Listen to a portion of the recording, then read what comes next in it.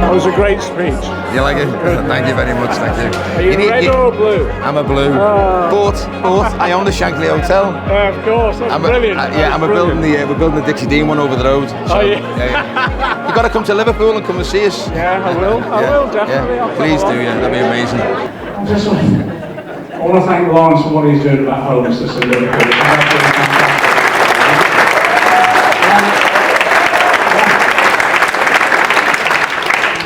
Welcome, Lawrence Kenwright.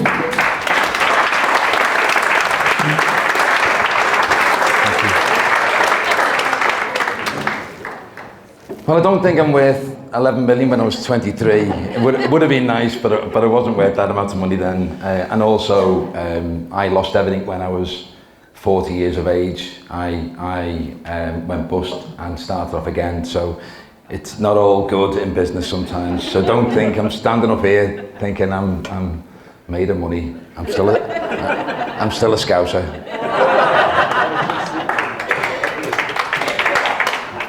So I am the chairman of Signature Living, and I'm incredibly honoured and proud to be here tonight as Preston Labour aim to retain control of the council in May's local election.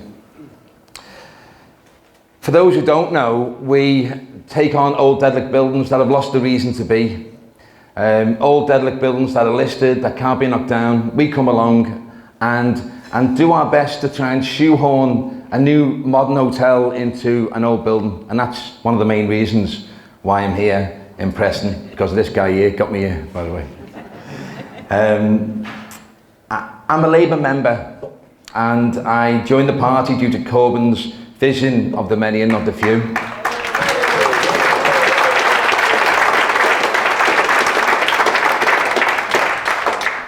And I also stand here because I want to dispel that anti-business myth pushed out through the Conservative press by being here today. It's not a real quotation to say that Labour do not understand business, and it is not a real quotation to say that Labour doesn't want business. I speak to Labour people every single day, and they truly understand the importance of entrepreneurs and businessmen who go out there to create jobs. We also take risks. And certainly I fell over twice during my business career, and it's a real tough process to pick yourself back up again and go again. Tory cuts were very prevalent when I was growing up in the Thatcher area, in a very subdued Liverpool.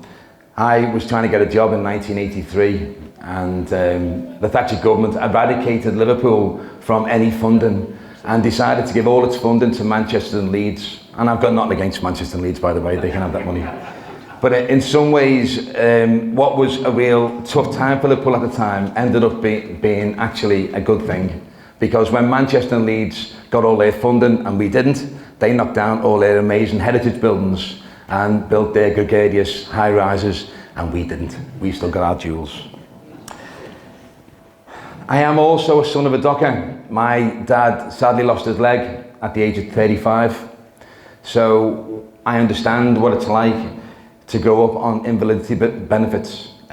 We found it very, very tough in Liverpool. My distrust of the Conservative government runs very deep within me, as I'm galvanised by the memory of trying to find a job during a very prolonged era where the government went out of its way to destroy a movement by taking down an entire city. So, Signature Living, we are a company that has a rich vein of taking on old derelict buildings, redirecting them, turning them into hotels. We also run a homeless shelter. I'll get to that in a minute. And you might think, how does that work? Which is exactly what I thought at the time. So, old derelict buildings, redirecting them, bringing them back into life, really, really important. In some ways, it's an extremely green play. We're not taking on a piece of land anywhere and building up new.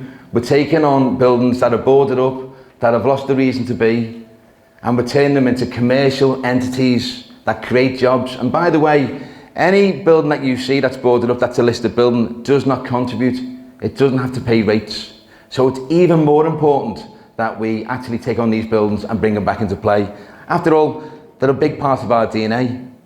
It's not a hard thing to bring a building back into play, into a hotel, and actually start talking about the stories from a bygone era, pushing them out through social platforms and getting that interest and intrigue.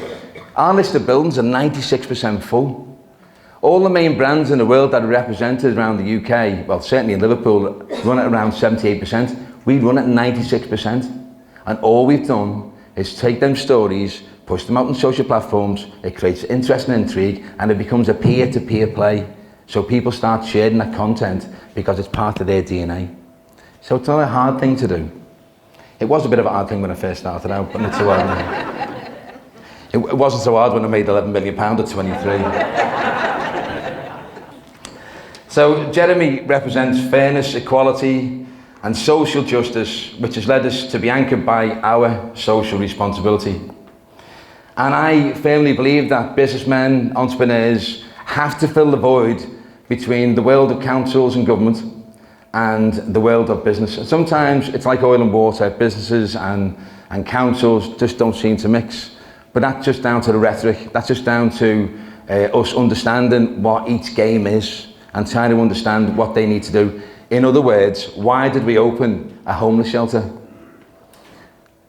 I'm still thinking about that one. Why did it? Really, really tough play. Wherever you think the homeless situation is, times it by 10 downwards. It's a really, really tough play. In Liverpool, I was always told that there's only 25 registered homeless in the city. And there's at least 225 registered homeless in the city, and I know them. In our shelter, which we opened first time round in 2016/17, we opened it because it was really, really cold. And we're one of the biggest property owners in the city. We've got something like 1.3 million square foot in the city. I think we had something like 15 building sites. So there were cracked ends positioned in all of our sites. We've got car parks. There were people sleeping in the car parks. And it wasn't a halo moment. I didn't think to myself, I'm going to open a homeless shelter for some sort of crazy PR play. I actually took them out to the car park one day. It was -5 outside, and I just stuck them into a room. Now, there were 16 people on the first night, 30 plus the second. We ended up with 85 homeless people, and I was shocked because I thought there was only 25. So we were looking after 85 people a night, and we were feeding 150 a day. We were supposed to close on the 28th of Feb. We ended up falling out with our council. We had a proper fight, properly going at each other. And we decided to stay open until the end of March. So we stayed up until the end of March, until that El Nino weather left us. And I couldn't tell you how happy I was that no one passed away since we opened. But in 2016-17, 6 people died in the pool of hypothermia, and it wasn't even as cold. No people died in our place. And no people died on the streets when we opened our place. So really, really important what we've done, but we still got battered by the council, by the way. Anyway, we closed it down. I was delighted to close down. It was a big weight off my shoulders. And I turned around to Joe Anderson, the mayor, and I said, I promise we won't open again, but if it gets any worse, we will. And we all know universal credits is horrendous, tough, and just to be very blunt, you go and give someone who's got a habit the rent, and it's been a hole in the pocket for a month. They're going to use that rent, they're going to use that money, and they're not going to pay the rent, and they're going to lose their accommodation. So whatever you think it is now, go up again. It's going to go up by another third at least. So when we look at our homeless centre that we have now, we have 22 guests. This year we've had 7 people who have come through the system, who have clear flags in sand. We have a community that lay beneath them. We have people who hug them every single day. They have their own home, their own lockable door, their own clothes, their own bed. So they come from a doorway.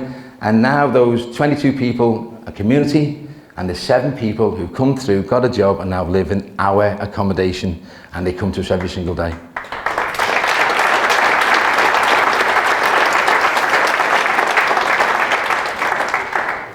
When I came to the hotel sector, I was a developer, so I decided to bring in some hoteliers. The first thing they said to me, if you want to make profits in this very aggressive sector, you need to employ 0-hour contracts. So I'm sad to say I did employ 0-hour contracts, but it was my naivety on employing 0-hour contracts. Once I got my feet under the table and understood about 0-hour contracts, and the fact that it's down to lazy management is the reason why 0-hour contracts are used, I then eradicated them from the business, and that's some 12 months ago. We are the only hotelier in Liverpool that does not employ 0-hour contracts.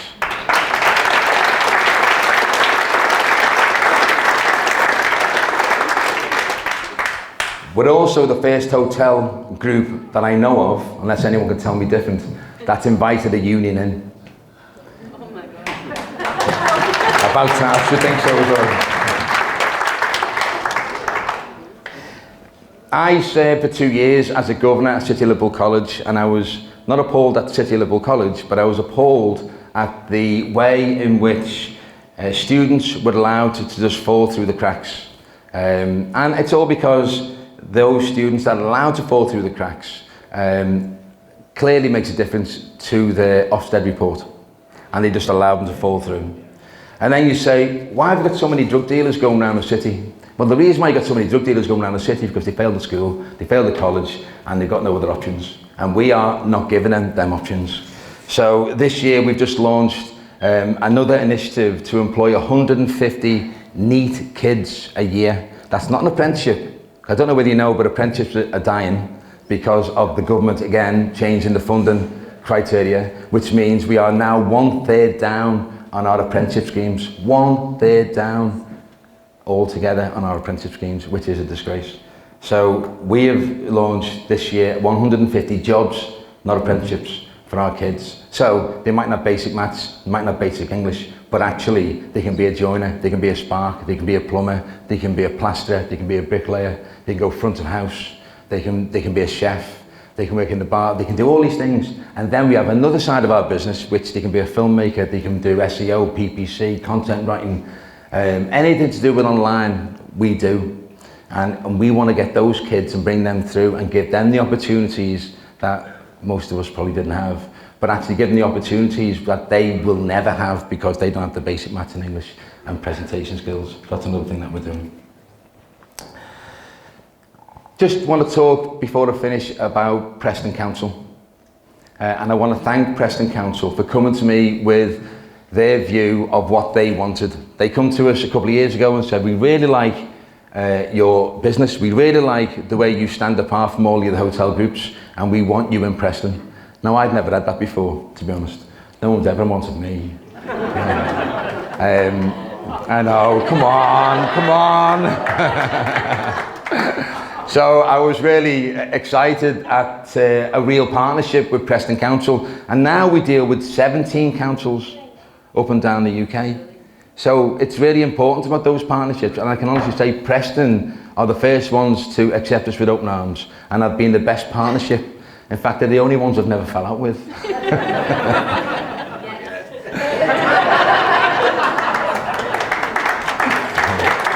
Please don't fall out with me, please don't fall out with me, please don't. So I just wanted to say thank you very much for inviting me here tonight and talk about what I feel is really important, but also I'd like to thank this gentleman here for inviting me as a business to Preston. Thank you.